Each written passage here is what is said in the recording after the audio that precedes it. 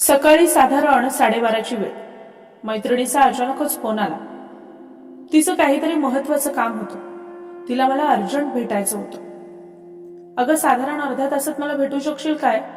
जरा महत्वाच्या विषयावर बोलायचं आहे, ती म्हणाली. बोलताना तिच्या आवाजात काहीसा गंभीरपणा जाणवत होता. त्यामुळे फोन ठेवताच मनात अनेक प्रश्नांनी गर्दी केली. काय बरं झालं असेल नेमकं? एवढ्या घाईनं का बरं तिनं बोलावलं असेल मला? पण बाहेर पडण्याआधी घर आवरल्याशिवाय मला चैन पडत नाही. लगेचच किचन मध्ये गेले. 2-3 भांडी स्वच्छ केली. कारण पसारा ठेवून बाहेर पडलो ना की शरीर बाहेर असतं आणि मन मात्र अर्ध किचन मध्येच रेंगाळत राहतं. आता लगेचच निघायचं होतं. मला तयारी करायला फारसं काही वेळ लागत नाही. आरशासमोर उभं राहिले. थोडीशी लिपस्टिक लावली.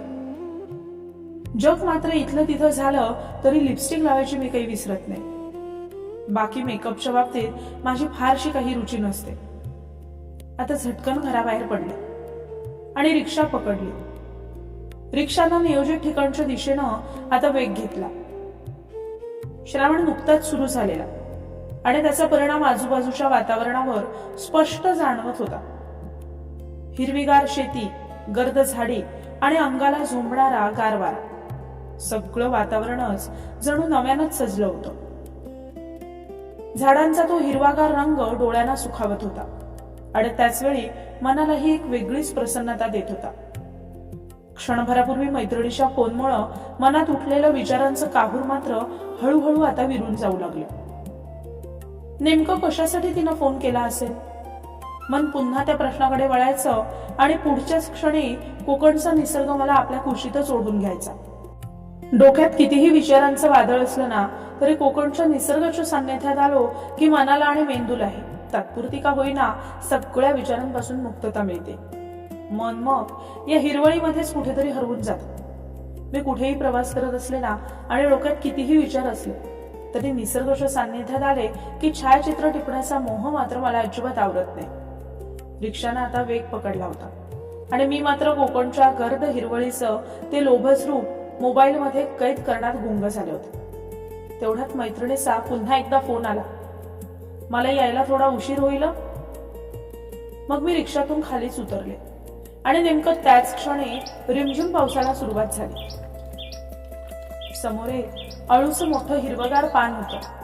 त्यावर पावसाचे थेंब बलगत जमा झाले होते. त्या थेंबांमध्ये आकाशाचं प्रतिबिंब जणू दिसत होतं आणि त्या हिरव्या पानावर पडलेलं एक छोटंसं पारिजातकाचं फूल. ते दृश्य इतकं मोहक होतं ना की काही क्षणांसाठी मी अगदी स्तब्ध झाले. कशासाठी बाहेर पडले होते हे देखील विसरून गेले. अळूच्या पानावर पडणाऱ्या प्रत्येक नव्या थेंबांसोबत जुना थेंब अलगद खाली घसरायचा आणि पुन्हा एक नवा थेंब यायचा आणि पुन्हा तोच खेळ सुरू. निसर्गाच्या छोट्याशा प्रयोगशाळेत चाललेला हा खेळ किती साधा होता पण तेवढाच आकर्षक देखील होता.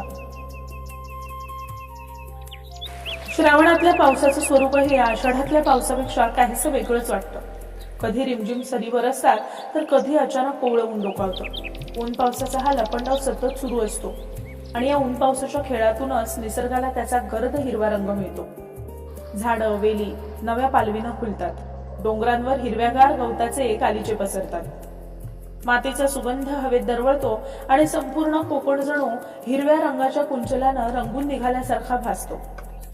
हे सगळं पाहताना मनात एक विचार अलगद उमटला. श्रावणातील पाऊस म्हणजे निसर्गानं धरतीला दिलेली हिरवीगार भेट. आणि मग पुन्हा मनात आलं कोकण म्हणजे निसर्गानं मुक्त हस्तानं उधळलेलं सौंदर्य आणि पृथ्वीवरचा स्वर्ग. खरंच या स्वर्गात विहार करताना माणूस स्वतःलाच विसरतो.